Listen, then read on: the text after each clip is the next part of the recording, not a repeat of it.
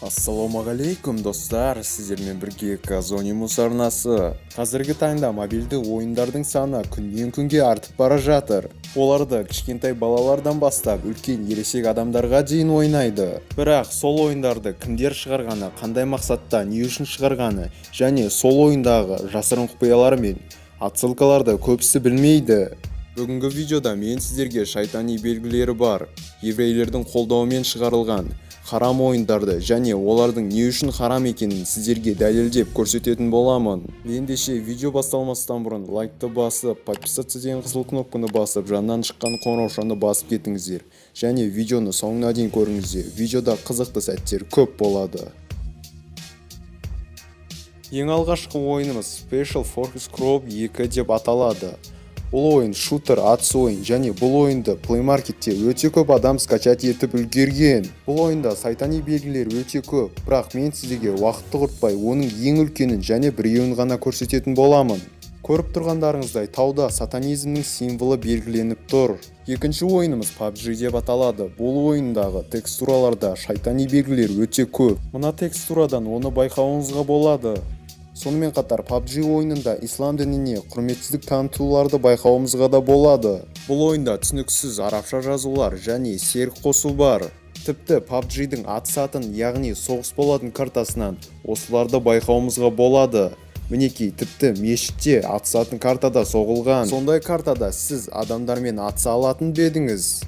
Гренни ойыны. Гренни ойынының дуалдарында, текстураларында осындай қорқынышты шайтани белгілерді байқауға болады. Бұл суреттерге қарап отырып, біз ойынды шығарған авторлардың сатанизмге қанатынын айдан анық біліп қоямыз. Бұл ойын бір жағынан харам және бұл ойында 12+ емес, 16+ деп жазылуы керек. Себебі бұл ойын хоррор. Clash of Clans ойыны. Бұл ойынның картасының соң жағына баратын болсақ, осындай сайтани белгілерді байқауымызға болады.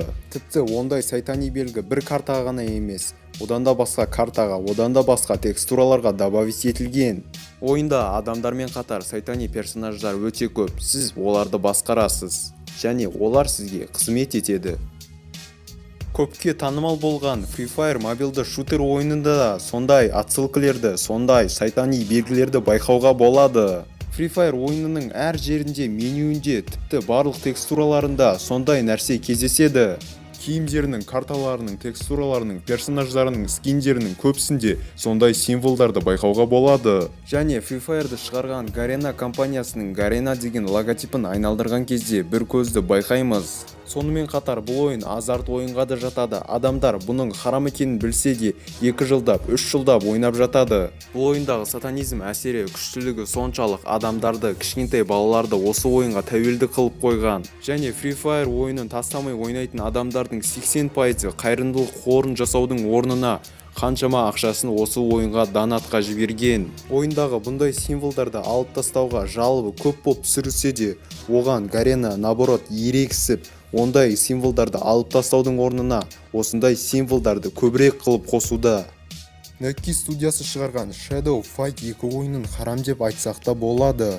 Біріншіден, ол ойында сайтани қарулар, сайтани персонаждар және сайтани күштер өте көп. Сіз шайқасып келе сол күштерді өзіңізге аласыз және оны ұрыс алаңында қолданасыз. Және тағы да бір факт, сіздің главный геройыңыз, яғни Shadow, көлеңке, ол жақсы емес, яғни ол жаман, злодей болып роль атқарады. Ал сізге ойын бойы қарсы келген адамдар сізді тоқтатпақ болған жақсы адамдар. Бұл ойынды көбісі харам деп айтып жатады, бірақ мен нақты дәлел тапқан жоқпын.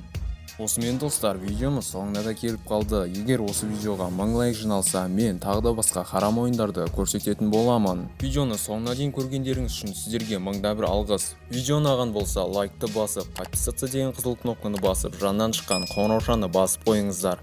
Ал сіздермен бірге болған Казонимус арнасы. Келесі кездескенше сау болыңыздар, аман жүріңіздер.